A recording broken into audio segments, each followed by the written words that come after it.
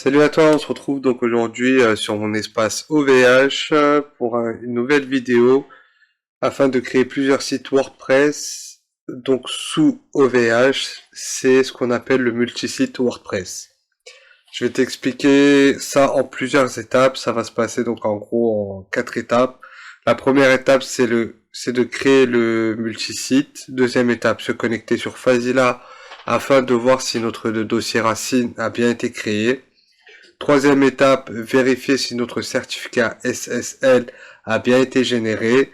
Et en quatrième étape, on verra la mise en place du DNS.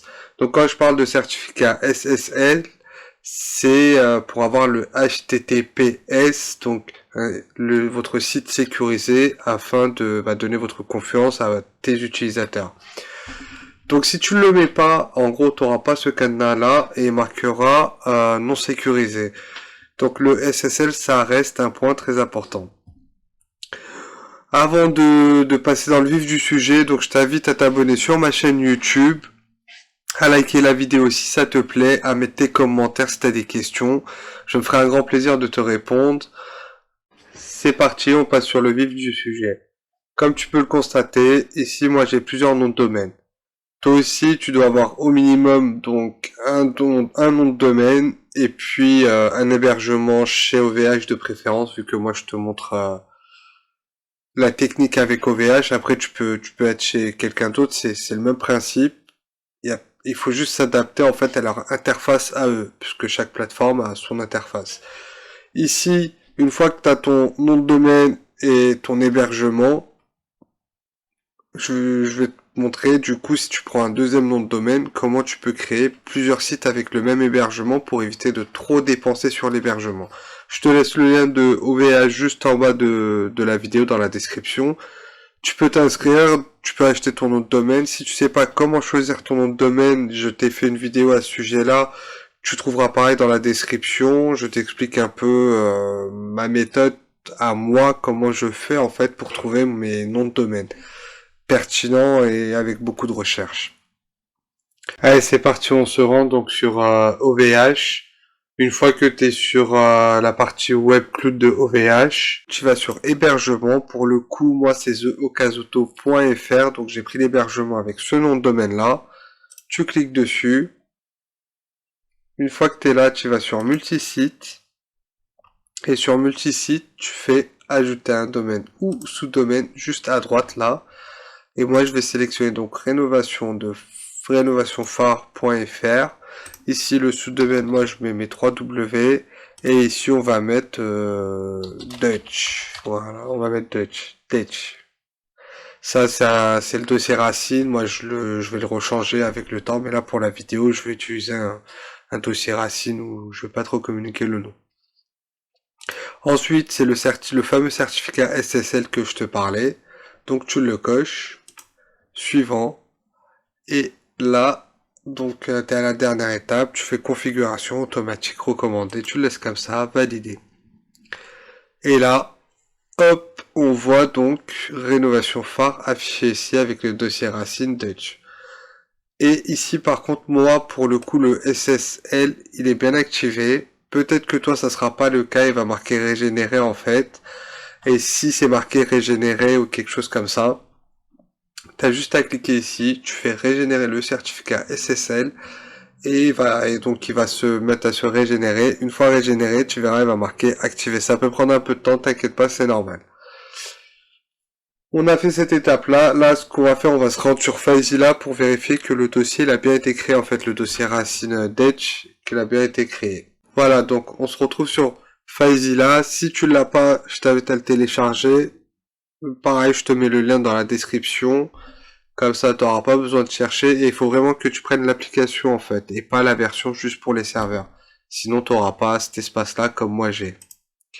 Là, moi j'ai déjà mis tous mes identifiants et mon dossier Dutch, il est là. Donc là, il est vide. Ça, c'est super important d'avoir ce dossier-là parce que c'est ici en fait qu'on viendra installer WordPress en manuel. Si t'as pas ça, malheureusement, tu pourras pas installer. Donc, la base, ce qu'il il te faut l'hébergement. Si donc sur l'hébergement, tu as déjà un site, Deuxième chose que tu dois faire, c'est de créer le multisite comme je t'ai montré. Une fois le multisite créé, on a notre dossier qui est là. Et sur ce dossier-là, on pourra donc envoyer le WordPress pour pouvoir installer WordPress en manuel. Là, on se rend sur la plateforme OVH. Là, on est sur la plateforme OVH, toujours sur WebCloud. Là, par contre, c'est pas sur multisite qu'on va rester, on va aller sur base de données. Une fois que tu es sur base de données, tu pars sur action, tu fais créer une base de données. Et là, suivant, là, on va mettre ça, le mot de passe. Donc, tu crées ton mot de passe.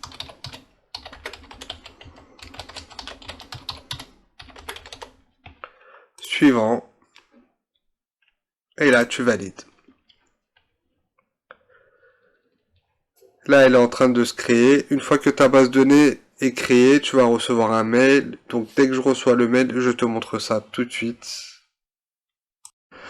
Voilà le mail que tu vas recevoir. Ton mail, ça va ressembler un peu à ça. Voici les données techniques, MySQL. Donc, le serveur, tu auras le nom du serveur qui sera ici.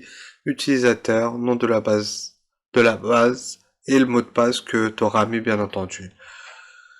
Chose très importante, ça, le serveur, t'en auras besoin quand tu vas installer le WordPress, l'utilisateur pareil, le nom de la base de données, t'en auras besoin aussi, et le mot de passe aussi. Donc vraiment ce mail là, il faut que tu le gardes à un endroit bien chaud, et il va falloir que tu le ressortes donc sur la prochaine vidéo où je vais t'aider à créer, à installer plutôt ton WordPress en manuel.